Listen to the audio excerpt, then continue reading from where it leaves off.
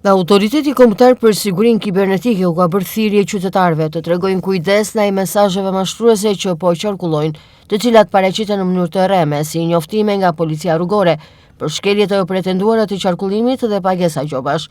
Sipas AKSK-s, këto mesazhe dërgohen nga numra të huaj dhe përmbajnë lidhje të dyshimta, afate të shkurtra për kryerjen e pagesës, kërcënime për masa administrative, si dhe oferta për ulje të vlerës së gjobës.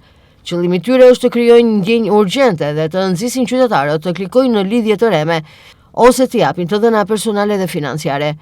Autoriteti këshillon qytetarët të mos klikojnë në lidhjet e përfshira në këto mesazhe, të mos u përgjigjen kërkesave për konfirmim apo dërgim të dhënave personale, si dhe të verifikojnë çdo njoftim vetëm përmes kanaleve zyrtare të institucioneve. Gjithashtu, AKSK rekomandon bllokimin e numrit të dërgues dhe raportimin e mesazhit si spam. Në rast se qytetarët kanë vendosur të dhëna bankare në këto faqe mashtruese, ata menjëherë duhet të kontaktojnë bankën përkatëse për të marrë masat e nevojshme. Autoriteti rikujton se institucionet publike nuk kërkojnë pagesa, kode sigurie, fjalë kalime apo të dhëna bankare përmes lidhjeve të dërguara nga numra të panjohur.